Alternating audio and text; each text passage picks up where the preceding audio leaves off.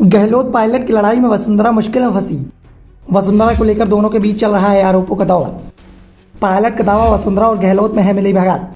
गहलोत कर चुके हैं वसुंधरा की तारीफ, राज्य के लिए बढ़ रही है मुसीबत। कहावत है कि कोई अपने विरोधी की तारीफ करे तो मान लो उसमें कुछ खास बात है, क्योंकि विरोधी की तारीफ कोई यूं ही नहीं करता, कुछ विशेष होगा तभी उसकी तारीफ होगी। नहीं तो विरोधियों की सिर्फ बुराइयां ही गिनाई जाती हैं, लेकिन जब विपक्ष आपकी तारीफ करे और आप मुसीबत में फंस जाए तो ये तारीफ भी किसी बुराई से कम नहीं होती। राजस्थान में इस समय ऐसा ही देखने को मिल रहा है। कांग्रेस के अंदर घमासान मचा हुआ है। सचिन पायलट और अशोक गहलोत आपस में भिड़े हुए हैं। पायलट ने अपनी सरकार के खिलाफ पद यात्रा शुरू कर दी है। निशाने पर अशोक गहलोत के साथ पूर्व सीएम वसुंधरा राजे सिंधिया है। पायलट संकेतों में ऐसा ही, लेकिन इस बात का दावा कर रहे हैं कि गहलोत और वसुंधरा राजे सिंधिया मिले हुए हैं। दोनों एक दूसरे के कार्यकाल में हुए भ्रष्टाचार की जांच नहीं कराते, एक दूसरे की मदद ही करते हैं। तो दूसरे ओर अशोक गहलोत 2020 की बगावत को लेकर पायलट को गद्दार तक बता रहे हैं। गहलोत तो वसुंधरा की तारीफ करते रहते हैं। वो यहाँ तक कह चुके हैं कि वसुंधरा राजे सिंधिया भले ही राजनीति में उनके विरोधी हों, लेकिन जब बात राजस्थान की आन बान शान और उसकी परंपरा की होती है तो वो पार्टी के हित से ऊपर उठकर राजस्थान के हित के बारे में सोचती हैं, उसकी परंपरा के बारे में सोचती हैं। विपक्ष में ऐसा लीडर मिलना आसान नहीं होता। लड़ाई अशोक गहलोत और सचिन पायलट के बीच में चल रही है, लेकिन मुसीबतों का दौर वसुंधरा राजे सिंधिया के लिए बना हुआ है, क्योंकि यह साल चुनावी साल है। 6 महीने में ही राजस्थान में विधानसभा चुनाव होने को हैं। गहलोत को इस बात का एहसास है कि अगर वसुंधरा राजे सिंधिया को रास्ते से हटा दिया गया तो उनकी राह बेहद आसान हो जाएगी, क्योंकि बीजेपी के पास वसुंधरा के अलावा उनकी टक्कर का कोई भी नेता नहीं है। दूसरी ओर वसुंधरा की चिंता यह है कि बीजेपी ने अभी तक उन्हें सीएम उम्मीदवार घोषित नहीं किया है, और संकेत इसी बात के मिल रहे हैं कि पार्टी शायद उन्हें सीएम उम्मीदवार घोषित भी ना करे। लेकिन राज्य ने अपनी ओर से पार्टी पर पूरा दबाव बना रखा है।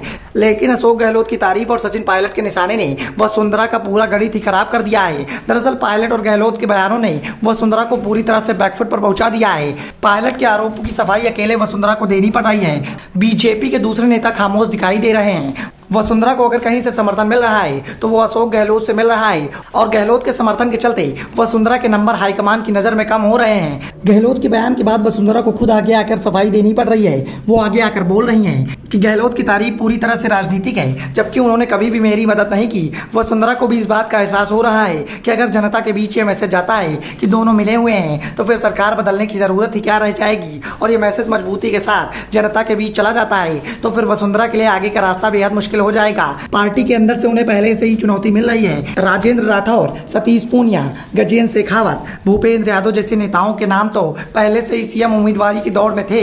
वहीं अब राजकुमारी दिया, राज्यवर्धन सिंह राठौर और अश्विनी वैष्णव का नाम भी इसी लिस्ट में शामिल हो गया है। लोकसभा अध्यक्ष ओम बिरला का नाम भी इसी सूची में बताया जा रहा है। और सबसे बड़ी बात तो यह है कि अधिकांश लोग वसुंधरा के विरोधी कैंप से हैं, और राज्य को इस बात का एहसास हो चुका है कि अगर एक बार फिर से सीएम की कुर्सी उनके हाथ से फिसल गई तो भविष्य में ये कुर्सी हासिल करना उनके लिए मुश्किलों भरा हो सकता है, क्योंकि जो समर्थक आज उनके साथ खड़े हुए हैं उनमें से अधिकांश पाला बदल लेंगे और जो सीएम बनेगा उसी के साथ चले जाएंगे। क्योंकि तमाम सर्वे भी इस बात की ओर संकेत कर रहे हैं कि राजस्थान में इस बार बीजेपी की सरकार आने वाली है। राज्य का रिवाज भी बीजेपी की मदद करता हुआ दिखाई दे रहा है। Bureau report, the Navdarpan news.